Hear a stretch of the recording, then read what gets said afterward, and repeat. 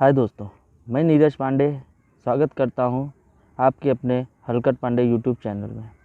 नमस्कार। आज की जो कहानी है मैं लेके आया उस ट्रक ड्राइवर की, और वो एक काली रात। मुझे ये स्टोरी मेरे व्हाट्सएप पर मुझे लिख कर भेजी थी। मैंने उनसे बात की और आज भी वो क्या क्या है, कैसे है, इस समय वो क्या कर रहे हैं, इन सब बारे में मैं आपसे बात करना चाहूँगा। वो कहते हैं कहानी 2008 की है।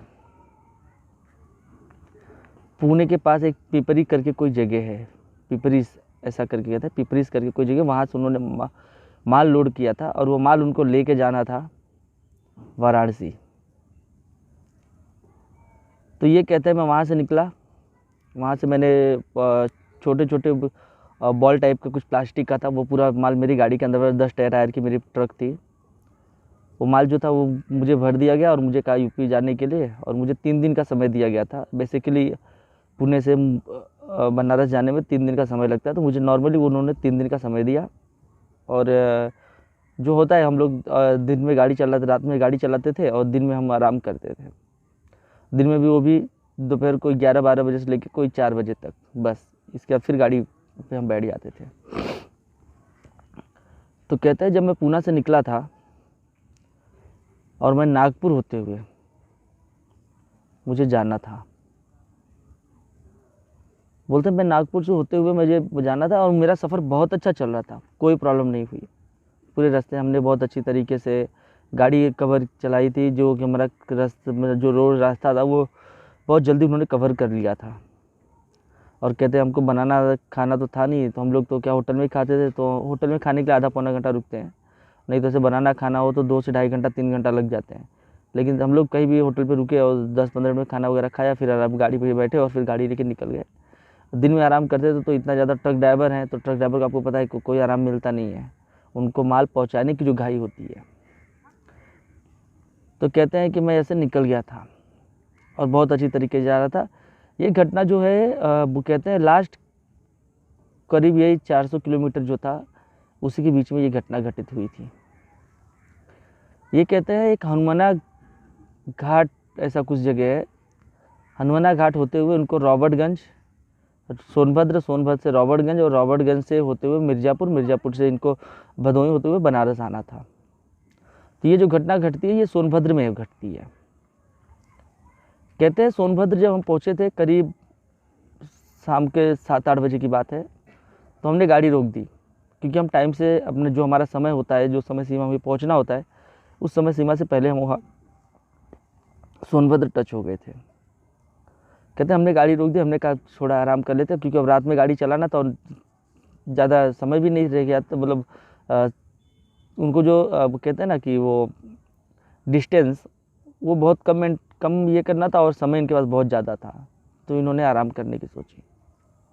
इन्होंने कहीं साइड में गाड़ी वगैरह लगा के कुछ खाए पिए और आराम से फिर उन्होंने कहा कि हम 9 बजे वहाँ से फिर निकल गए। 2 घंटा गाड़ी आराम किए, गाड़ी को भी ठंडा कर लिया, और 9 बजे के आसपास हम वहाँ से निकले। धीरे धीरे हम आगे बढ़ रहे थे। इस रास्ते पर एक भूत है, ये मैंने भी सुना था, क्योंकि बेसिकली मैं भी बनारस के पास का ही हूँ, गाजीपुर का। तो मैंने इस रोड पे भूत है ये चीज़ मैंने सुन रखा था, और मैं वहाँ से आ ही रहा था। तो होता क्या है कि हम लोग जिस ढाबे पे रुके हुए थे, तो हमने सुना था, तो हम लोग ने वहाँ पे जो नॉर्मली सब लोग रहते हैं, हम उनसे बात वगैरह की, तो भूत के बारे में बात हुई। तो उन्होंने कहा कि हाँ है, थोड़ा संभल के जाइए, कोई प्रॉब्लम नहीं है। कहते वैसे रात में गाड़ियाँ चलती हैं इस रोड पे, लेकिन जो आप सुने ऐसी घटनाएं हो चुकी हैं, लेकिन जो ड्राइवर थे वो कहते हैं हमारे साथ नहीं घटित हुई है। तो ये जो है उस रोड से चलना स्टार्ट कर देते हैं। इनका खलासी जो था वो आराम खाना खाए हुए थे ये लोग ने, तो उसने सोचा थोड़ा आराम कर ले, तो वो अपना पीछे जाके आराम करने लगा।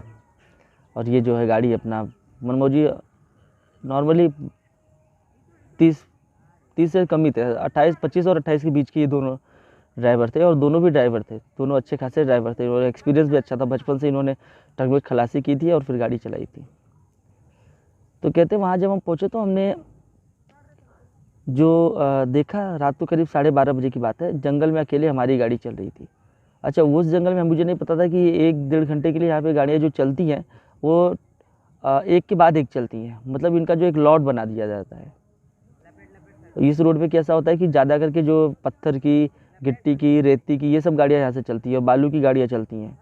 और ये गाड़ी थी बाहर की, तो वो लोग जो चलते थे वो एक टीम वर्क काम करते थे, मतलब एक साथ में 5-6 गाड़ियाँ, 10 गाड़ियाँ हो गई, वो एक साथ निकलती थी। अब ये अकेले निकलना था इनको। अच्छा, ये वहाँ पे ये किसी को इतना जानते पहचानते नहीं थे, क्योंकि ये लोग भले बनारस गाजीपुर के थे लेकिन यहाँ पे भी घूमना फिरना इनका था। और इसमें से एक का नाम था रमेश और एक का नाम था बब्बो। बब्बो जो उस थे तो दोनों ड्राइवर, लेकिन जो पद था इनका, एक जन खलासी था और एक जन का ड्राइवर था। तो जब रमेश गाड़ी चलाता और बब्बो सोया हुआ था। तो रमेश जब गाड़ी लेके चलता है और वो बहुत मौज में, क्योंकि घर के पास का जगह, और इसने जो अपने मैनेजर सेठ से बात भी की थी, तो कहा था कि ठीक है आप ये छोड़ के आप जाना, 2 दिन घर रहकर फिर आना। तो ये दोनों बहुत खुश थे। ये क्या देखते हैं, बीच रोड पर एक आदमी गिरा हुआ है, जिसे मतलब एक्सीडेंट हो जाता तो आदमी पड़े होते रोड पर, ऐसे ही हुआ था। तो इसमें क्या हुआ था, अब ये लोग ये भूत की कहानी जो थी वो छोड़ दीजिए, उसको ये भूल गए, इनके दिमाग में थॉट तो था, ये भूल गए। तो रमेश ने गाड़ी जो खड़ी कर दी और बब्बूस को उठाया। बब्बूस का, बब्बू देखो आगे कोई आदमी गिरा हुआ है, चलो देखते हैं। और ये दोनों उतर जाते हैं वहाँ पे देखने के लिए। जब देखने के लिए उतर जाकर वहाँ जब देखते हैं तो इनकी लाइट के प्रकाश के सामने उसके जो कपड़े थे वो काले नज़र आ रहे थे। लेकिन जैसे इसने वहाँ पहुँचा और इन्होंने पलटने की कोशिश की, तो उसका आगे का जो चेहरा था पूरा सफ़ेद था, यानी एक नॉर्मल इंसान की तरह नहीं, पूरा चेहरा जो सफ़ेद कलर में था। तो ये कहते हैं कि हम लोग ये देख के हम लोग वहाँ से डर गए और हम लोग तुरंत लोखंड पकड़ने के लिए अपनी गाड़ी की तरफ भागे, कि हम अपनी गाड़ी को पकड़ पकड़े, कि ये इनको समझ में आ गया ये कोई आम इंसान नहीं है। तो जो रमेश था वो गाड़ी पर तो चढ़ गया, क्योंकि ये अच्छा खासा एक्सपीरियंस वाला था, और जो बब्बू था ये गाड़ी पर चढ़ नहीं पाया। ये दौड़ा ज़रूर, लेकिन ये गाड़ी पर चढ़ नहीं पाया। और जैसे ही ये चढ़ने की कोशिश किया तो रमेश बताते हैं कि पीछे से उसको पकड़कर उसे खींच लिया, और मेरी हिम्मत नहीं हुई कि मैं वहाँ पे करूँ। मैंने गाड़ी स्टार्ट करके वहाँ से मैं निकल गया। वहाँ से निकलने के बाद मैं, अच्छा, बब्बू को मैंने वहीं छोड़ दिया था और मैं गाड़ी लेके निकल गया। आगे मैं जब गया कुछ दूर पे, तो पुलिस और फॉरेस्ट विभाग की जो चौकी थी वहाँ पे पहुँचा। मैंने तुरंत वहाँ अपनी गाड़ी खड़ी की और दौड़ कर मैं वहाँ पे गया। और फिर जैसे मैंने उनको बताया, वो टीम, उनका काम ही वही होता है कि दौड़ कर वहाँ पर पहुँचना, अगर ऐसी घटनाएं उनको पता चलती हैं। तो वो सब तुरंत अपनी गाड़ी निकाले और सब लोग बैठे और फिर उस स्थान पर गए जहाँ पर वो थे, यानी जहाँ पर ये घटना हुई थी। तो वहाँ पर वो बताते हैं कि वहाँ पर जब हम लोग पहुँचे तो वहाँ पे कुछ भी नहीं था। एक कई हल्के से खून के छींटे वगैरह पड़े हुए थे, बाकी कुछ भी नहीं था वहाँ पर।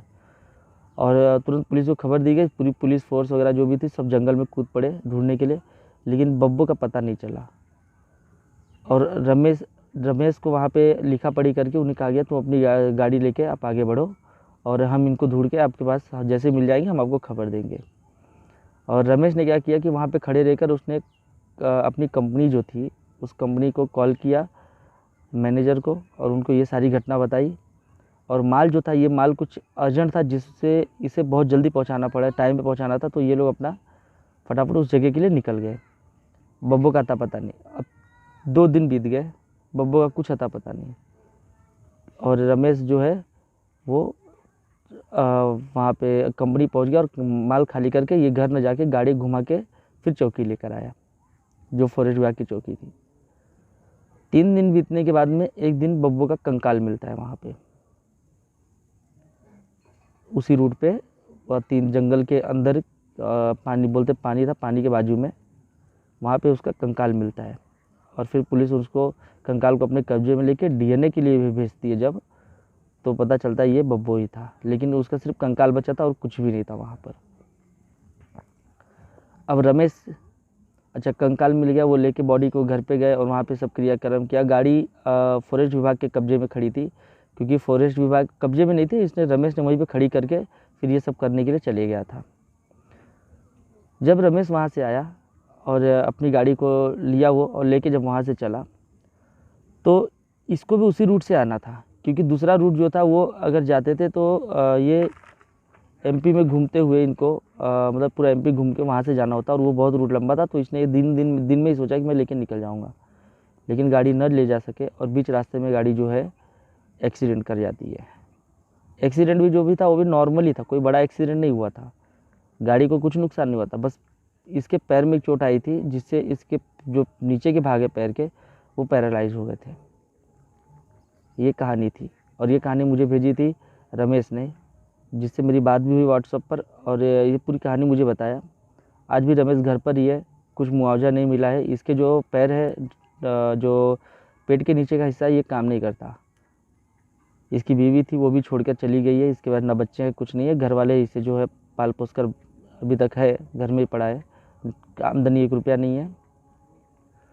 तो ऐसे में देखिए ट्रक ड्राइवर जो होते हैं वो बहुत नॉर्मली कॉन्फिडेंस करते हैं ये चीज़ को, यानी ट्रक ड्राइविंग जो होती है बहुत ही वो कहते हैं ना, वो तो कहते हैं कि हम भले कर रहे हैं, लेकिन हमारे बच्चे ट्रक ड्राइविंग नहीं करेंगे या कोई भी कोई दूसरा काम करेगा।